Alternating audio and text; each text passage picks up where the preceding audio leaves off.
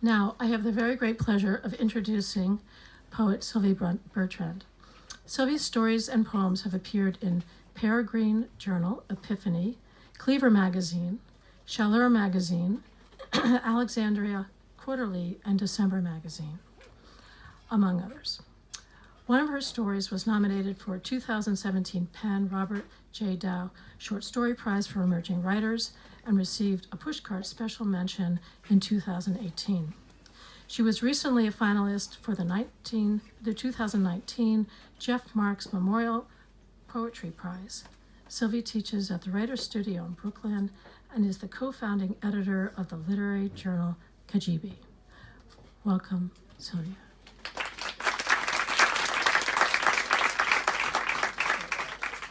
I had met Sandy 6 weeks before in a hostel in Strasbourg, a city at the edge of France and Germany.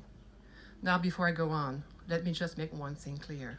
It was not like I was looking to meet any compatriot. You know that's what most people do when they travel. They get on a plane, they travel hundreds of thousands of miles away, and the first thing they do when they land is to look for the people they left behind. Not me. On the contrary, if I had known that Sandy was French-Canadian, I would have most definitely not talked to her. I was only 20, but even then I did everything I could to avoid French Canadians. And while there were not that many of us, it was harder than you might imagine. That summer of 1990, it was as if French Canadians had taken France over just to spite me. I could spot them miles away, bunches of them traveling in small groups, speaking French without an accent. No one speaks unless you're French Canadian. In fact, the irony of Sandy being a closeted French Canadian is that I met her just as I was trying to escape, or at least stay undetected, from a group of French Canadian girls who'd barged into the hostel cafeteria one morning and sat at my table, uninvited. It was the last hour before the hostel stopped serving breakfast. Every day I would arrive at the cafeteria at 9:30, having accomplished the first part of my job, which was to do the round of the dortoir, the two-dormitory room on the second floor, and make sure that every guest had vacated and bring back whatever personal belonging had been left behind to the front desk, which I did most of the time. Most objects were not that interesting. There was a random sock, dirty underwear, train ticket stub, hairbrush, sunglasses, sometimes a piece of jewelry, which I kept, but only if I liked it. Of course, if someone would have been stupid enough to forget cash, I would have kept it, but that never happened. After breakfast, I had to gather all the dirty sheets and dump them into the laundry room. I did not wash the sheets, not fold them, nor even make the beds. No way. Full-timers, the Albanians who had run away from a crumbling Yugoslavia, they did that. I wasn't even paid to do what I did. I got fed breakfast and got a bed in my own double room for free. It wasn't a great deal. It was better than sleeping in a park or a train station, both of which I had done for a couple nights in Paris and wasn't about to do again, even here in this smaller city. Every city in France, no matter how small or pretty, has more than a few creeps crawling in it. In fact, just in case you're planning a visit, France is filled with creeps. But that's a different story. For breakfast, I would make myself a huge plate of food and sit at one of the many empty tables and eat. I always sat by myself. I just liked to mind my own business. I had been in Strasbourg for 22 days, which felt like a lifetime, and I was in the mood to socialize with people who were just passing by. What was I going to tell them? I was stuck, and they weren't. In any case, I had to stay focused on the task at hand, which was to eat what was on my plate so I could serve myself a second plate before the free buffet ended. You see, back then, I was skinny and always very, very hungry. The room was half full, and there was at least 2 other tables that were completely empty, but I guess the French-Canadian girls were too oblivious to notice. Or maybe they had this idea that they projected on me, which was that I was lonely. And that was their way of showing how nice they were, a tight group of friends willing to get the lonely help join them for an entire breakfast. What an experience that would be, something to gleefully tell their friends once they got home. Well, I wasn't going to oblige, especially when I heard them speak French with that French-Canadian accent. I winced, I just couldn't help it. You see, since arriving in France, I had made it my mission to learn how to speak French with a French accent. It was part of my master plan, which was to become this entirely new person, 100% different from the person I had been back home. And the truth is, speaking proper French wasn't that hard if you tried. Why visiting French Canadians would not at least make the effort was beyond me. It sounded so much better to begin with. People could actually understand you, and people could make fun of you. Back home, the Anglos were the one who made fun of me when I spoke English. Here, it was the French who made fun of how I spoke French. Being French Canadian was just a lose-lose situation, obviously. But I digress. There was no doubt as to where this particular group of girls was from, as they sat down loudly at the end of my table. One of them said hi, and I nodded, but when the other asked if I spoke French or English, I shook my head no, and proceeded to eat, while completely ignoring them. They shrugged their shoulder and continued to jabber among themselves. Of course, I couldn't help listening. Right away, they tried to guess where I was from, which was, I will admit, kind of amusing considering.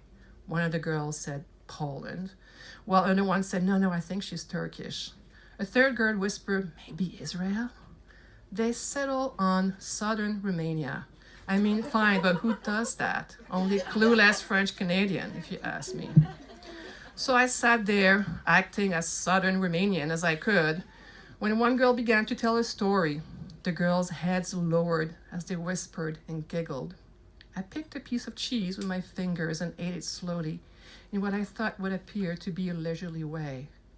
The three girls burst into laughter. I rolled my eyes. The way the girls spoke, their hair, the way they gossiped, the fake worldliness they tried to evoke. Oh, I knew what kind of girls they were. They were private school girls, Catholic school girls. Back home, I'd been forced to go to school with them. Not these girls, but girls just like them. Girls who get their first car at the age of 16. Girls who got more pocket money from their parents in 1 week than what I would make in a month working as a cashier at the drugstore. Girls who had everything planned ahead for them. Car, university, job, apartment, husband, kids.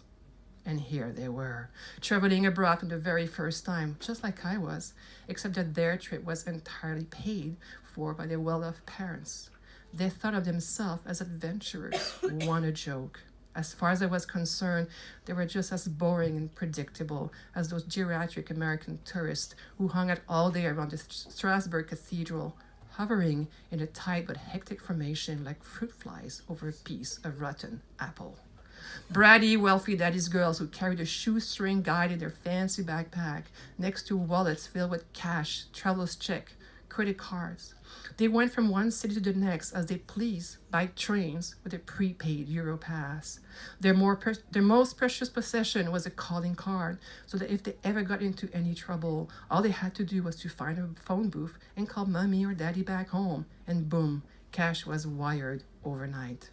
The point being, whatever they needed, they got. It is obvious that since I had none of those things, I should have been envious. In fact, I was envious, but I was already too invested in my own entirely different story to feel envy. What I felt instead was disdain, because disdain made me feel superior, and because that sense of superiority, no matter how false, made me feel resourceful in a way I believed these girls were not and never would be. At one point, there was a shift I went at the table. One of the girls got up to go to the bathroom, and right after, the two other girls left to get their plates refilled. I found myself sitting alone at the table. The girls had left their backpack and jackets scattered around. One bag, a big red backpack with multiple pockets and shiny zippers, was right there on the chair next to me, like it was looking at me. A front pocket was even left wide open. A stupid thing to do, I thought to myself. So naive, so trusting, so damn Canadian. I peeked in it and saw, as I suspected, the shoestring guidebook, barely used, and sticking out of it I noticed what looked like an envelope. And immediately I became convinced that this envelope, which looked official, had cash in it. I took a small sip of my coffee and slowly surveyed the cafeteria. The two girls were standing at the buffet table, talking and laughing loudly, oblivious to everything around them. The third girl was nowhere to be seen. I stared back at the bag. I was mesmerized by it. Even now, I can explain how it happened. I know that at first it dawned on me that no matter what these girls thought of me, that even though they believe I came from some poorer, more desperate place, i.e. southern Romania, they still didn't think I was the kind of person who could steal. Maybe I wanted to prove them wrong. True, up to that point, I had never thought of myself as someone who could steal. In fact, even as my hand reached into the bag and grabbed the envelope before quickly stuffing it into the inside pocket of my jean jacket, I still didn't think of myself as someone who could steal. At least not as stupidly. But I had. And now I could feel the envelope like a paper cut right in the middle of my chest. What was I supposed to do now? I forced myself to eat, but I could barely swallow anything, not even the last bit of Schwarzwälder chicken, a delicious German smoked ham, which I usually kept last because it was my favorite. Just then, another girl, a new girl I hadn't seen before, suddenly appeared at the opposite end of the table. She sat down with her tray, staring at me. I held my breath and looked down on my plate, not daring to look up, unable to even blink, my eyes drying up as I felt her eyes like flamethrowers on my face, burning my cheeks. Had this girl seen me? My heart was beating so hard, I was afraid she could feel it across the table. I had to move. I looked up at the buffet and saw that the other girls had moved towards the end of the line where the coffee station was. I got up with my tray and headed as casually as I could towards the buffet table. As I walked by the new girls, I looked down at her for a brief second. She looked up at me and simply lifted an eyebrow, then nodded, almost imperceptibly. Without waiting for a nod back, she opened a thick book and began to read while picking at her food. I stood in front of the steaming tray, jaw clenched, heart still beating too fast. Without moving my head, I tried to catch the new girl's gaze again, but she did not look up from her book. I did notice that the book she was reading was in German, and that made me feel better. I figured it was much less likely that she would turn me in, assuming she had seen me, if she were German than, say, a loudmouth American, one more nosy French Canadian, or God forbid, some self-righteous English Canadian. Maybe that's why I was so eager to believe her later when she told me she was Swiss German. From the moment I met Sandy, I was already counting on her not being Canadian. I kept an eye on the table. All three girls were back. They acknowledged the new girl and said hi. The new girl politely smiled but continued to read her book. I took a breath, feeling vindicated. See, I thought, definitely not French Canadian, not the way she's dressed, so differently than those three stupidos, so much more stylish, with a simple but elegant shoulder bag, her poise calm as she kept reading her book and minding her own business. I took my sweet time at the buffet. I patiently waited for a whole pot of fresh coffee to be made, the French-Canadian girl having drank the whole pot, I suppose. The last thing I wanted to do was to be sitting back at that table, surrounded by all those girls, including the one I had stolen from, who might still notice the envelope missing. Not only was I terrified at the idea of being caught as a thief, I could already see the headline in the local paper. French-Canadian girl caught stealing from fellow French-Canadian. Quel scandale. But nothing of the sort happened. Somehow by the time I went back to the table with my tray, all the girls had left already, except for the girl with the German book. As soon as I sat, she clapped the book shut and asked, "How much cash do you think you have in there?" To be continued. Thank you.